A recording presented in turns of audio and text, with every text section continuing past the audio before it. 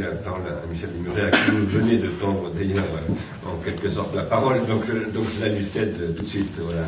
Et je le remercie encore. Je suis désolé parce que Michel Desmurget souhaitait avoir la possibilité de faire une vidéo-projection, mais en raison du décor qui est derrière nous, ça n'était pas possible, donc voilà, il va le faire sans vidéoprojecteur. Ouais, sans filet. Merci en tout cas pour l'invitation, ça me fait très plaisir d'être là.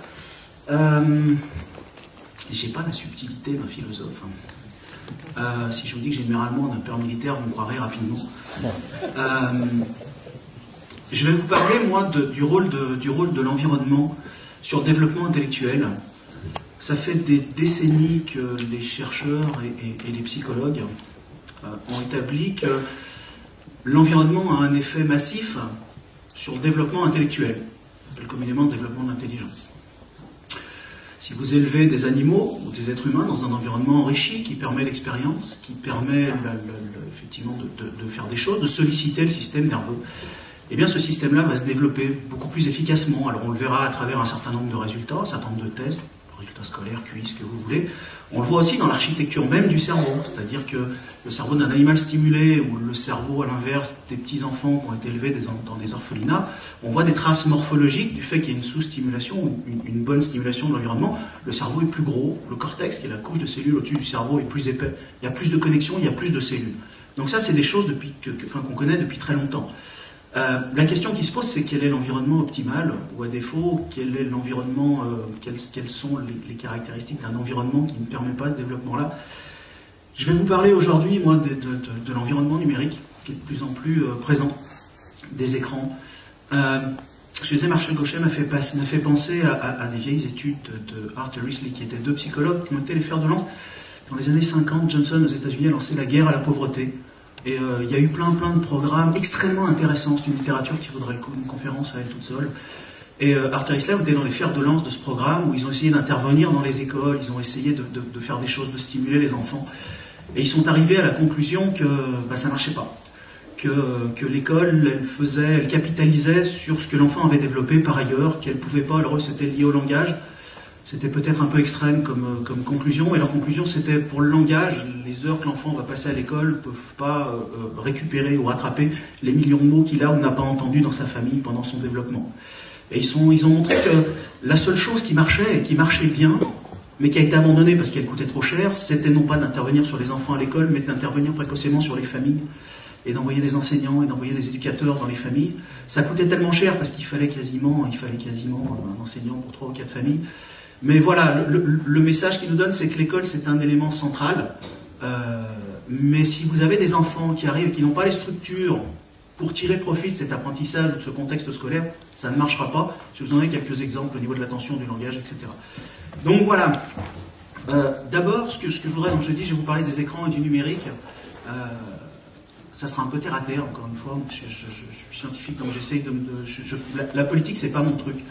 Ce que les gens en font, après, ça leur appartient, et les politiques qui peuvent être menées à partir de ça, je ne sais pas si on peut mener des politiques à partir de ça, mais en tout cas, c'est des informations qui, moi, me paraissent intéressantes.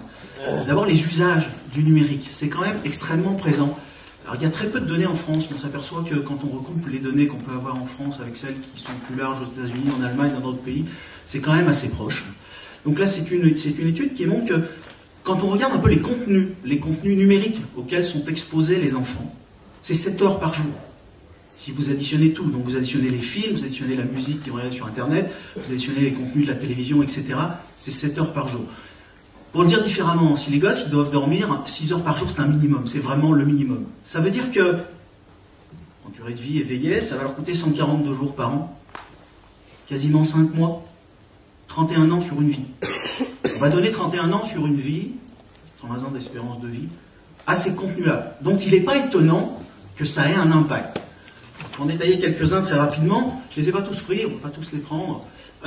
Le téléphone portable, ils passent quasiment 3 heures par jour avec leur téléphone portable, une demi-heure pour téléphoner, 50 minutes à 1 heure pour regarder des contenus, des réseaux sociaux, etc. Et par contre, ce qui est hallucinant, c'est une étude sortie il n'y a pas longtemps, ils passent 1h30 à échanger des SMS. Je ne sais pas, on pourrait faire le quiz, mais ça prendra du temps. Les 13-17 ans, combien de SMS ils s'échangent par mois? Quelqu'un a une idée? Allez, soyez joueurs un peu. Je dirais 1000. 1000, c'est les 012. 1200. 3008. Ça fait plus de 120 par jour. Et ce qui est fascinant dans cette étude-là, c'est qu'ils ont regardé, il y a une autre étude, ils ont regardé les heures où ça s'échange. Ça s'échange après l'école, mais pendant, pareil. Et surtout, ce qui est absolument hallucinant, c'est que ça s'échange pendant la nuit. Les études quantitatives, les mecs, ils dorment avec le truc sous le coussin. Alors, l'OMS est quand même un peu alarmé par ce genre de choses, mais on va laisser tout ce qui est sanitaire de côté. 3800, nuit et jour. Alors, c'est marrant, mais ça perturbe le sommeil. Je veux dire, un gamin, moi je suis intervenu dans une école, et les mecs, ils étaient tous là, comme ça, quoi. Vous êtes à l'université, c'est pareil, ils ont tous leur truc, alors quand ils n'ont pas le portable, je veux dire, la semaine passée, je donnais un cours, et regardaient tous Roland Garros, à la fac. Moi, j'avais le résultat, j'étais content, mais je suis pas sûr qu'ils aient retenu grand-chose du cours, quoi. Bref.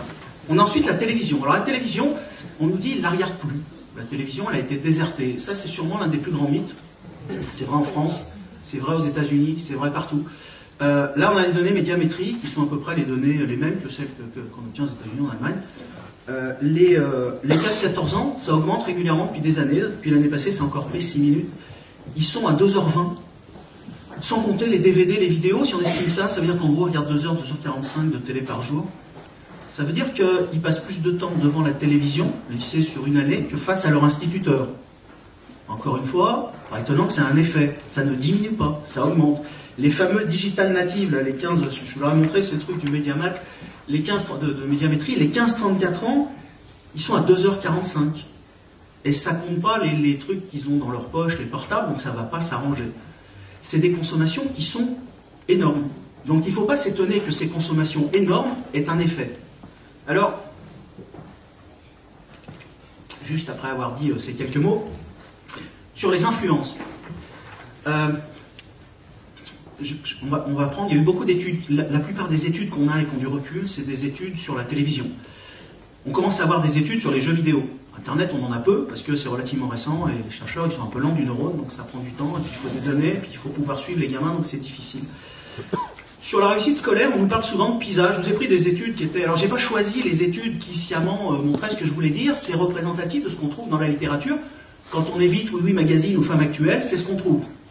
Parce que vous avez trouvé plein d'études, j'en parlerai, qui vous montrent que ça marche, mais que c'est génial. Et quand on regarde ces études, c'est soit Oui Oui Magazine, soit des gens qui produisent ces logiciels-là pour vous faire apprendre, qui vont les faire.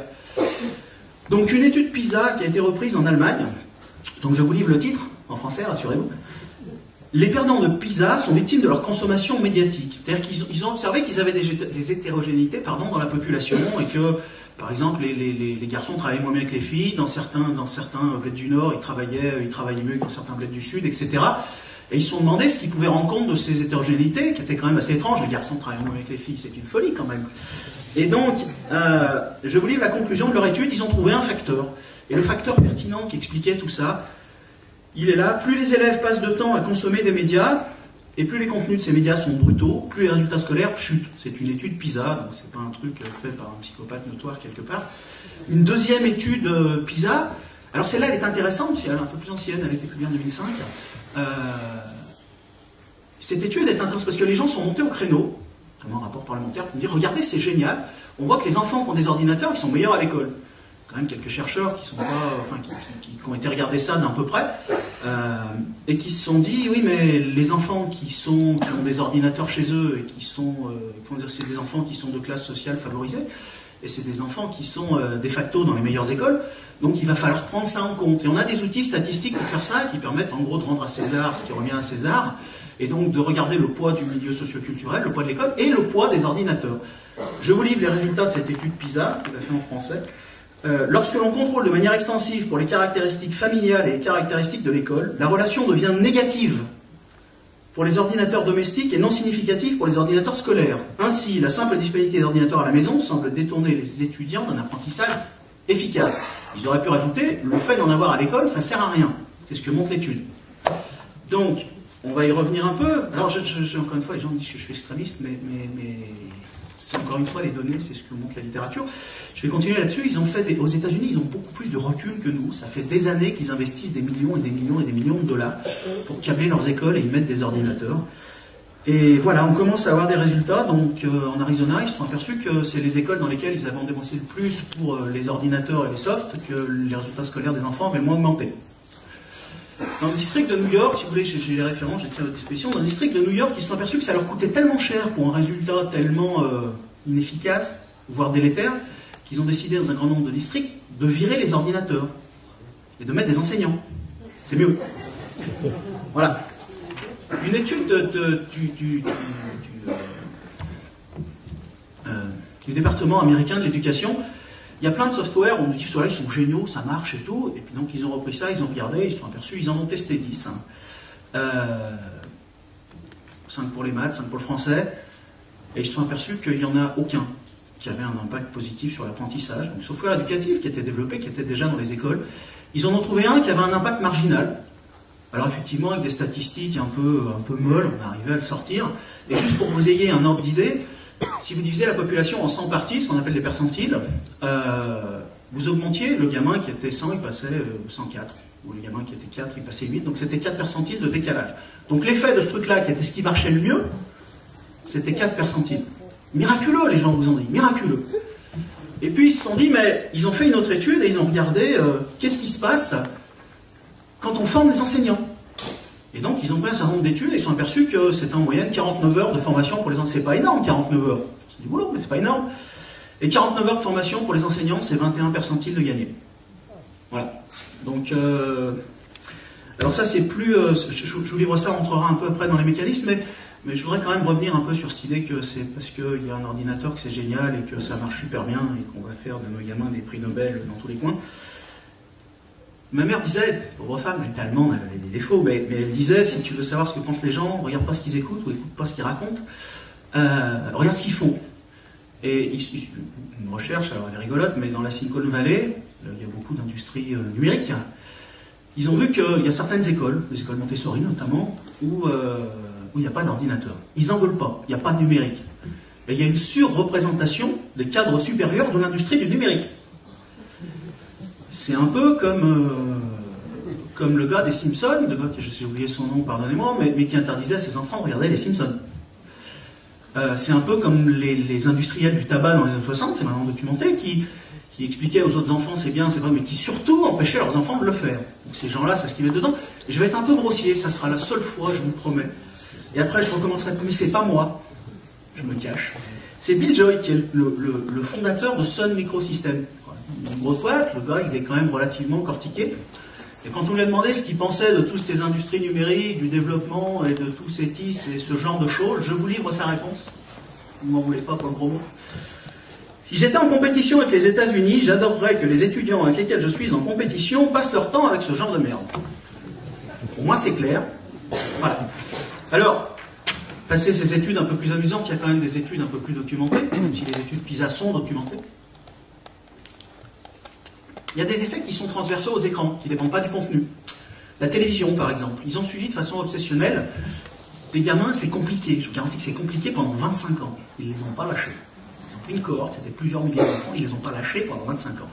Et ils ont enregistré tout ce qu'ils pouvaient enregistrer. Et donc, ils se sont demandé quelle est l'influence de ces facteurs-là initiaux, dont on peut trier le poids, sur le fait que l'enfant va ou non avoir un diplôme, va sortir de l'école avec un diplôme. Et ils se sont aperçus, après avoir enlevé le niveau socioculturel, là je le sais, effectivement les facteurs confondants, qu'une heure d'école à l'école, une heure de télévision quand votre enfant est à l'école primaire. Une heure, c'est pas énorme, la moyenne c'est à 2 heures voire 3. Une heure, c'est 43% de chance de plus de sortir de l'école sans diplôme. Alors on me dit toujours c'est du flan, j'ai envoyé cette étude à 50 personnes, il n'y en a jamais un qui m'a renvoyé le papier en me disant où c'était du flan. Ils ont suivi, ils ont pris un certain nombre de facteurs. Quand votre enfant il sort de l'école sans bac, vous ne pensez pas que c'est parce qu'il a regardé la télévision quand il était à l'école primaire. Et pourtant, il y a une partie des choses qui se sont jouées là. Ce n'est pas le seul facteur, évidemment. Il faudrait être idiot pour dire ça. Mais c'est un facteur indépendant qui joue. Et qui pèse 43% de chances supplémentaires que votre gamin sorte sans diplôme. Alors, on a montré que c'était clairement causal. Dans d'autres études, ils ont suivi des ados, toujours avec la télé, ils ont suivi des ados pendant plusieurs années. Ils les ont pris à 14 ans. Les ados qui regardaient en moyenne à peu près 2 heures la télévision par jour. Et puis, il y en a, ils ont diminué leur consommation d'1 heure. Et ceux-là, ils ont diminué leur risque d'échec scolaire de 50%. Et les autres, ils ont augmenté leur consommation d'1 heure, et ceux-là, ils ont multiplié par 2 le risque d'échec scolaire. Alors, tout ça, on peut se dire, ouais, c'est quand même assez invraisemblable, c'est pas une heure de télé qui va faire ça. Il y a un certain nombre de piliers, je vais regarder parce qu'il ne faut pas que je me laisse emporter quand même. On parlait tout à l'heure des conditions d'éducation, l'environnement numérique dans lequel baignent nos gamins sabote, tous les fondements du fonctionnement cognitif. Alors je vais vous en donner quelques exemples, je ne pourrais pas tous les prendre, je ne pourrais pas prendre l'imaginaire. Et si ça vous intéresse, les chercheurs ne savent pas travailler sur l'ennui, mais le numérique c'est l'anti-ennui, et sans ennui, il n'y a pas de projection, il n'y a pas d'imaginaire, il n'y a rien. Il y a plein d'études qui montrent cet effet sur l'imaginaire. L'imaginaire, la lecture, tout ça c'est des choses dont je n'aurai pas le temps de parler, mais elles sont là, elles existent de la même façon. Je vais me concentrer, je vais commencer par l'attention. Alors moi j'aime. Il y a un truc que j'aime, c'est que il y a une maman qui m'a dit un jour, mon fils il n'a pas de problème attentionnel, il joue aux jeux vidéo 3 heures par jour, il ne bouge pas. Je me suis dit, c'est une maman, elle ne sait pas ce qu'elle raconte. Pauvre femme. Et puis j'ai trouvé un bouquin qui s'appelle Génération Y, là, qui vient de sortir au PUF, 2012, dénommé Olivier Rollo, qui est, je sais pas, ancien rédacteur en chef à l'Étudiant, enfin je sais pas. Et je vous la lis quand même parce que j'étais en train sur une chaise et j'ai failli tomber. On reproche souvent à la jeune génération, qui a rajouté, son incapacité chronique à se concentrer. Mais avez-vous déjà essayé de passer 4 heures sur un jeu vidéo en ligne à combattre les Sud-Coréens à fond dans leur partie? Là, on voit vraiment ce que c'est la concentration. Alors, je ne sais pas si le gars il fume un pétard ou ce qu'il avait fait, mais on sait depuis longtemps en recherche que, et les philosophes savent bien mieux que nous, qu'un mot, ça peut vouloir dire plein de trucs, et l'attention, c'est un problème. C'est qu'il y a plusieurs systèmes attentionnels. En gros, on va dire qu'il y en a 2. Il y a un système attentionnel qui est livré avec le bébé. C'est un système réactif. Il arrive, c'est dedans, c'est tout monté, il n'y a rien à faire. Il est présent chez les mollusques aussi, hein, parce que quand il y a du soleil qui se tourne. Il est présent chez le macaque, chez la souris, partout. C'est un système qui fait que quand il y a quelque chose qu'on n'attend pas dans l'environnement, quand il y a un événement qui surgit, quand il y a quelque chose qui nous surprend, quand sur une photo je vous mets une tête de serpent, votre attention va immédiatement, c'est un réflexe, va immédiatement se porter là-dessus. Vous allez être happé par l'environnement. Ce qu'on appelle l'attention happée par l'environnement, ou ce qu'ils appellent la grab en anglais, la attirée par l'environnement. Donc ça, tout le monde l'a. La télé, elle joue là-dessus. La télé, c'est sans arrêt des stimuli changeants. Les technologies numériques aussi, on vous dit toujours, à la fin, il faut que ce soit fun et tout, il faut que ça attire l'attention. Donc ça, c'est... Et il y a un deuxième type attentionnel qui, lui, est vraiment la colonne vertébrale de l'intelligence. L'attention, c'est le mec qui va dire, dans le cerveau, c'est un peu schématique, mais qui va dire quelles informations remontent. Si je me gratte le doigt en comptant à l'envers, ce qui est important pour mon cerveau, c'est de compter à l'envers, et les informations sensorielles qui font que je me gratte le doigt, elles ne montent pas au cerveau. Il y a un noyau qui s'appelle le thalamus, il arrête tout, ou quasiment tout, et il met tout à la poubelle. Si je fais attention à ça, il laisse passer, ça arrive au cerveau. Au cerveau, quand vous avez des gens qui sont compétents, par exemple en calcul mental, ils vont utiliser très peu de tissu cérébral pour faire ces calculs-là qui sont compliqués. Et on s'aperçoit que les autres, bah, ça va baver de partout. Et on s'aperçoit que c'est comme dans une classe, il y en a parmi vous qui sont enseignants. J'aimais pas les enseignants quand j'étais petit, mais maintenant ça va mieux. Vous pouvez me le dire. Donc, il y a un gars qui fait taire ceux qui n'ont pas à causer. C'est-à-dire qu'il y a tout un tas de neurones qui ont toujours envie de causer, et au milieu, il y a un système, et ce système, il est appris. Donc ce système, il contrôle l'information, il sélectionne les joueurs, c'est un peu le chef d'orchestre, il les fait jouer, et ceux qui n'ont pas à causer, il les fait taire. Un peu bolchevique, mais ça se passe comme ça dans le cerveau. Donc voilà, et ces deux systèmes-là, évidemment, ils sont différents. Le premier, il est livré à la naissance, et le deuxième, il faut le développer. Alors on le développe avec le jeu, un développement très précoce, on le développe avec le langage, la lecture, tout un tas. Chez l'adulte, il se développe encore, un truc vraiment qui se développe tout au long de la vie. Très beau texte de Christophe André sur la méditation et l'attention chez l'adulte.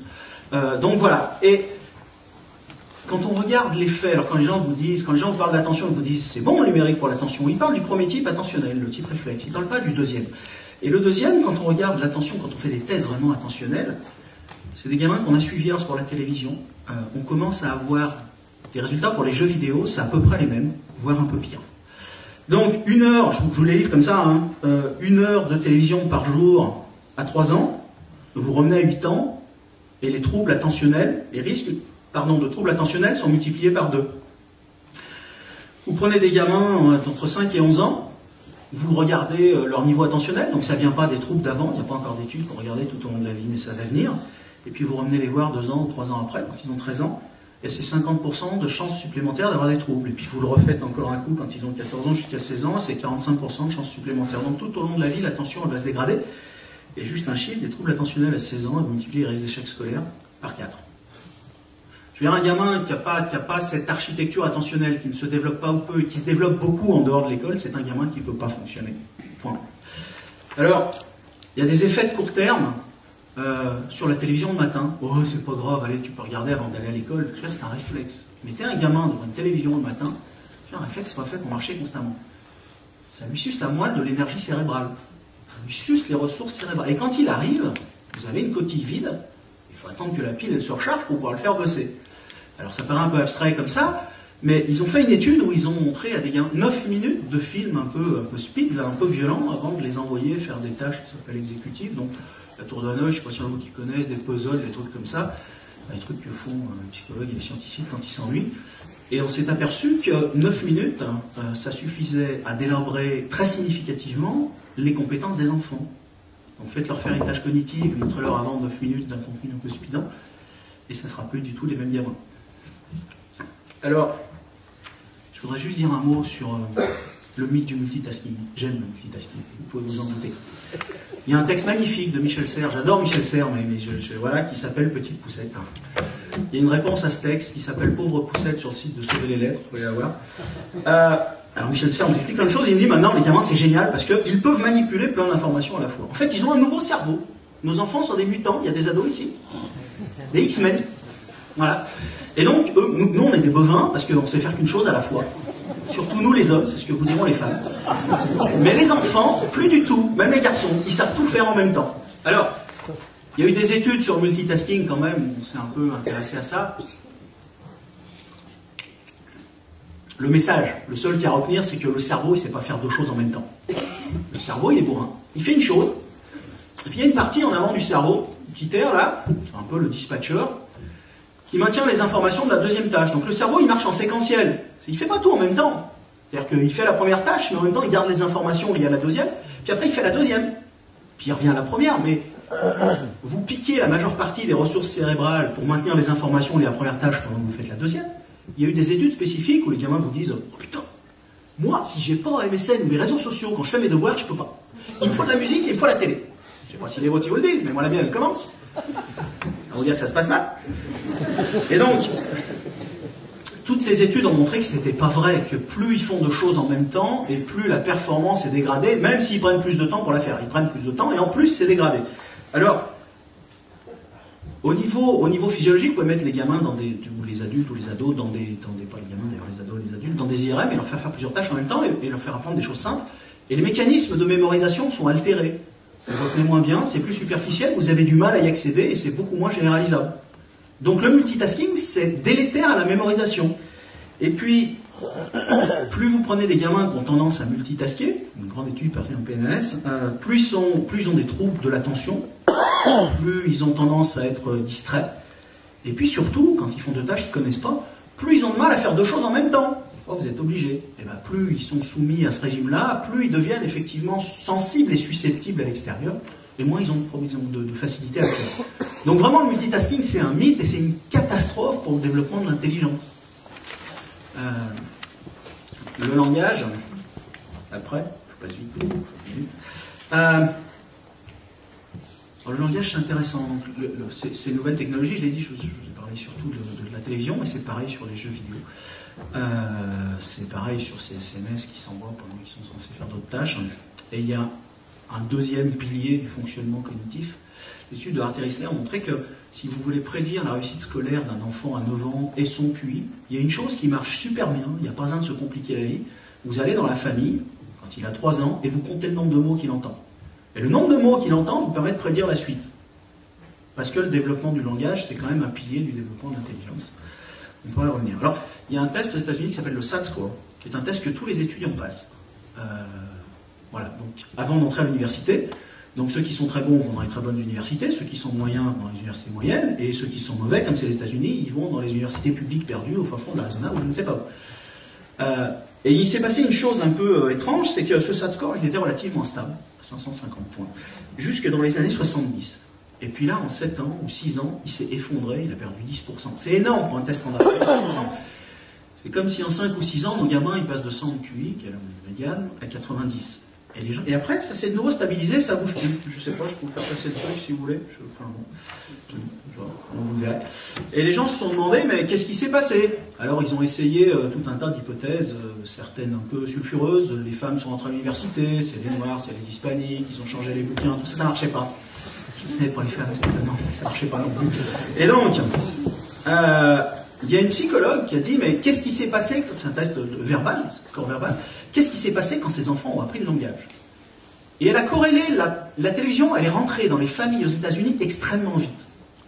La pénétration de la télévision, c'est 7 ans. Elle s'est dit, qu'est-ce qui s'est passé il y a 17 ans? Parce qu'il y a 17 ans, c'est l'âge où il passe. Et elle a réussi à corréler et à montrer qu'il y a une corrélation extrêmement propre, je vous la fais passer là, attendez, il va falloir que vous travailliez, hein.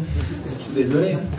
Il y a une corrélation extrêmement propre entre le nombre de télévisions dans les foyers américains, 30% vous perdez un peu de ça de score, puis 50% vous en perdez plus, puis 100% ou 98% vous avez perdu au 10%, et après ça ne bouge plus.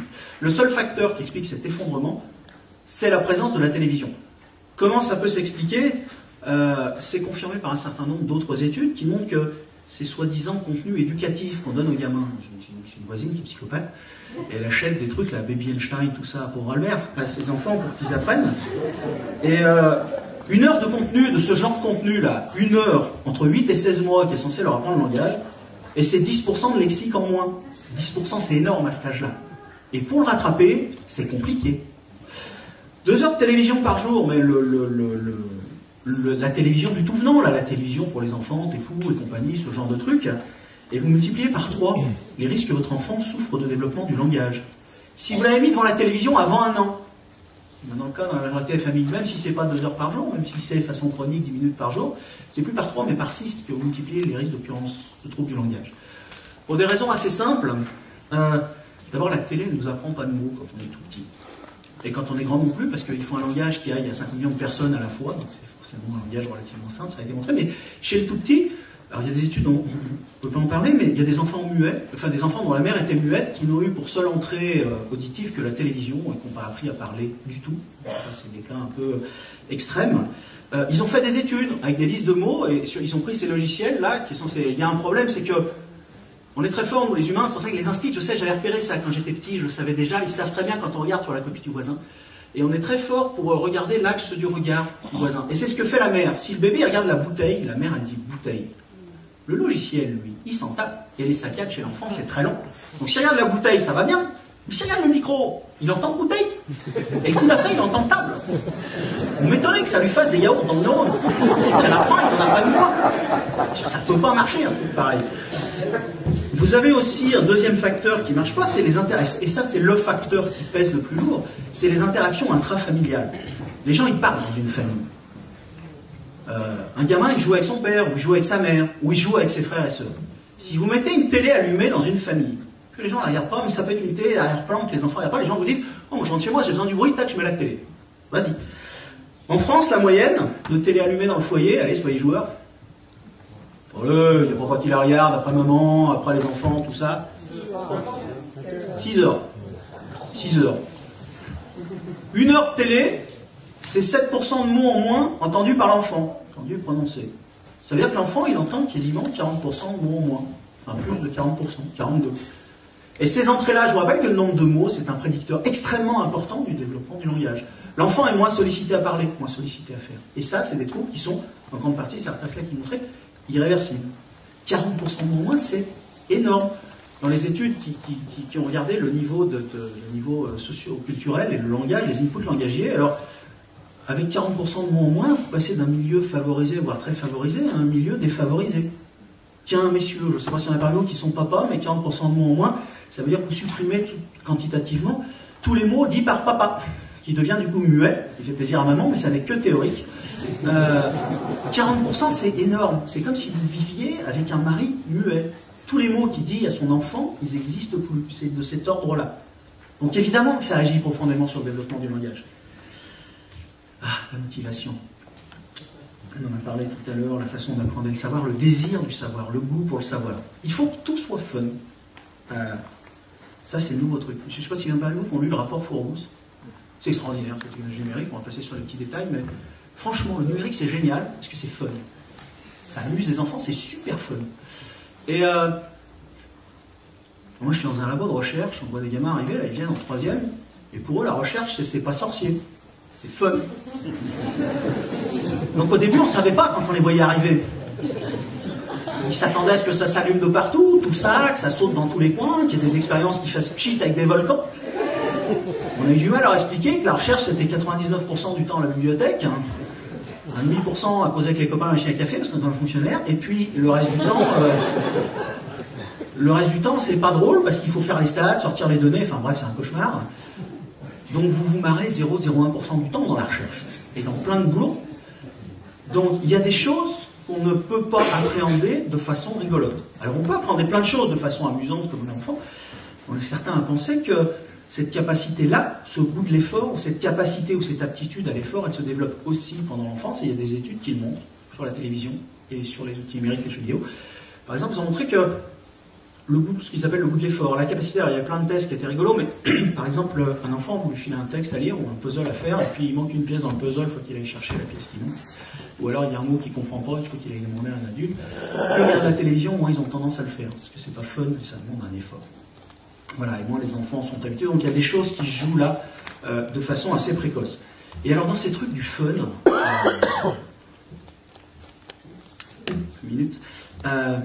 le fun du fun, il y en a parmi vous qui ont des CP. Soyez simple. Ah, vous les faites travailler sur Twitter? Non, parce que c'est la mode, je vous montre quand même. Maintenant, au CP, on apprend à lire sur Twitter. Voilà. Alors, Twitter en maternelle, le cahier de vie scolaire 2.0. C'est fun, et on vous dit, ils ont 4-5 ans, ils ne savent ni lire, ni écrire, etc. Alors, il y a une équipe à Marseille, c'est un peu à moi d'ailleurs, on est vachement content, parce que ça fait des années qu'on cherchait un modèle de dyslexie expérimentale, et on vient de le trouver. Ils se sont aperçus que des enfants qui apprennent des lettres, l'enfant, pour lui, le B et le P, c'est pareil. La seule façon pour lui de savoir, l'objet permanent chez l'enfant, je veux dire, il apprend toute sa vie, tout le début de sa vie, qu'une bouteille qui en arrière de là, c'est pareil. Et un jour, vous dites que le B et le P, ça marche plus, gamin. Et le seul moyen pour lui que ça marche, Vallon l'avait dit il y a très longtemps, Liliane Lursa aussi, c'est là. Et si vous voulez enlever ça, il n'y a plus là. Donc ils leur ont fait apprendre des fausses lettres, parce qu'ils ne pouvaient pas trop leur pourrir de neurones. Et donc ils se sont aperçus que les apprendre sur un clavier, vous les retenez moins bien, vous les confondez plus, vous les mémorisez plus difficilement. Donc c'est vraiment un super moyen de faire des dyslexiques. Moi je pense qu'on devrait mettre Twitter dans toutes les maternelles. Voilà. Et c'est effarant. Je sais pas. Alors, une dernière étude que je voudrais mentionner, c'était pas des Allemands pourtant, mais ils l'ont fait. L'Université de Pennsylvanie, ils ont pris des gamins, ils les ont suivis, et ils ont regardé quels étaient les facteurs prédictifs de la performance scolaire. Donc des notes, des diplômes, etc., du devenir en cours. Ce qui pèse le plus, c'est pas le quotient intellectuel, c'est pas les tests d'intelligence, c'est pas le milieu familial. Ce qui pèse le plus, c'est... est-ce que les joueurs... C'est ce qu'ils ont appelé la self-discipline. Un truc que les mecs n'aiment pas, ça fait un peu germanique, tout ça, mais c'est la capacité de l'enfant à faire justement ce qui n'est pas fun. Ça pèse 2 fois plus lourd que son intelligence. Prenez un demeuré mental discipliné et il réussira mieux qu'un génie qui joue et qui ne veut pas bosser, en gros. Voilà. Et cette self-discipline, c'est faire ce qu'on ne doit pas faire. Je veux dire, faire des choses dont on ne voit pas forcément l'intérêt immédiat. C'est différer la récompense. On nous parle toujours de récompense, blablabla. Mais il y a des choses, la récompense, elle est forcément différée, y compris sur les apprentissages. Moi, quand j'ai appris les complexes, ça ne m'a pas fait marrer. Et je ne sais pas comment on peut se marrer en apprenant les nombres complexes. Hein, ou les intégrales de Leibniz. Là, j'ai un peu calé. Mais je ne me suis pas marré non plus. Hein. Donc, vraiment, cette idée que tout doit être fun, c'est une idée qui, à mon avis, est dangereuse. C'est l'un des arguments... qu'on avance toujours pour faire rentrer ces fameuses nouvelles technologies à l'école.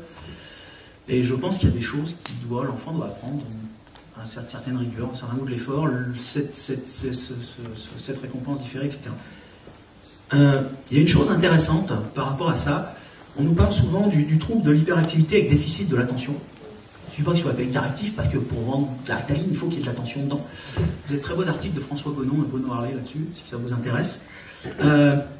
En fait, ces gamins-là, quand on regarde les études, leurs troubles, ils ne corrèlent pas du tout avec les déficits attentionnels. Ils sont normaux sur les tâches attentionnelles, dans la plupart des études. Là où ils ne sont pas normaux, c'est sur les tests de motivation. C'est sur cette capacité, en gros, cette self-discipline. Franchement, un gamin qui attend toujours que l'environnement vienne le nourrir, au bout d'un moment, il s'ennuie tellement qu'il va sauter partout. En gros, c'est ça, c'est un peu schématique. Il y a des enfants qui le sont réellement. Mais franchement, ce problème de la motivation et du goût de l'effort, il me paraît central. J'ai 30 secondes pour aller du sommeil ou j'ai déjà dépassé? Ah! Personne s'est endormi? Allez, le sommeil. Franchement, sans sommeil, c'est pas possible de fonctionner. Alors nous avons, j'en ai pas parlé là, mais nous avons de grands pédopsychiatres qui nous expliquaient il n'y a pas longtemps, je tairai leur nom, que vraiment il n'y a aucune étude qui montre des faits sur le sommeil, pas plus que sur l'obésité, pas plus que sur l'intelligence, pas plus sur le développement, etc. etc. J'ai dit pas de nom. Et donc les technologies numériques dans leur ensemble, c'est un désastre pour le sommeil. On est en dette de sommeil, on est en dette de sommeil chronique. Nos enfants sont en dette de sommeil chronique. Un enfant qui dort pas assez ou qui dort mal, c'est un enfant qui ne va pas mémoriser parce que c'est nécessaire à la mémorisation au sommeil. Alors vous prenez des rats, vous leur apprenez un labyrinthe, vous les laissez dormir, vous les laissez pas dormir, le lendemain, se compioncer, ils retrouvent la nourriture au bout du labyrinthe et les autres, rien. Les gamins, c'est un peu pareil. Des rats un peu sophistiqués, mais ils marchent un peu pareil au niveau du neurone. Donc, on a 800 000 enfants de 4 à 10 ans qui sont devant la télé à 10 heures. Je ne parle pas de ceux qui balancent des SMS, on n'a pas encore donné. 800 000. La petite, elle est en CP et elle me dit, mais pourquoi moi je ne regarde pas Joséphine sur la 1? Parce que Joséphine, ça finit à 10h30. Ouais, mais mes copines, elles regardent. Voilà. Un enfant qui ne dort pas, ça ne marche pas. Si vous réduisez le temps d'écran à 30 minutes, ce qu'ils ont fait sur des ados, ils ont réduit le temps d'écran à 30 minutes de façon un peu autoritaire, et les ados, ils ont gagné 1 heure de sommeil. Aux États-Unis, ils arrivent à suivre, ils ont suivi, c'est une étude rigolote, où ils ont suivi l'heure de fin du programme de prime time, et ils ont corrélé ça avec l'heure de coucher des gens, et ça corrèle. Alors non seulement le sommeil, il est plus court, mais en plus, il est perturbé. Ce grand psychologue nous disait, oh, vous pouvez mettre les enfants devant le journal télévisé avant 3 ans, c'est pas grave, il suffit de leur parler. 3 ans. Voilà. Donc les chercheurs, ils sont un peu benets, ils leur ont parlé, mais ils ont aussi enregistré l'activité. Il n'y en a pas eu qui ont des chats. Des chats. Ma mère, elle avait un chat. Et le chat de ma mère, il m'impressionnait beaucoup parce que je pouvais jouer des cymbales à côté, il ne bougeait pas. Et dehors, il y avait un chat de gouttière. J'avais même pas fait cliquer la clé dans la porte qui s'était déjà barré. Tout ça pour vous dire qu'il y a différents niveaux de sommeil. C'est pas parce que moi j'avais l'impression qu'il dormait l'autre. Mais il dormait pas du tout au même niveau de profondeur, avec la même tranquillité que le chat de ma mère. Lui, il y a une casserole et ça ne bougeait pas. Mais les enfants, c'est pareil, c'est ce qu'on a vu. L'enfant, même pas mal, même pas peur. Et quand vous enregistrez l'activité du sommeil, elle est perturbée. Ils dorment moins bien, ils se réveillent plus, ils ont un sommeil plus léger, ils font plus de cauchemars, etc. 1,5 million de gamins en France qui sont devant la télé à 8 h du soir.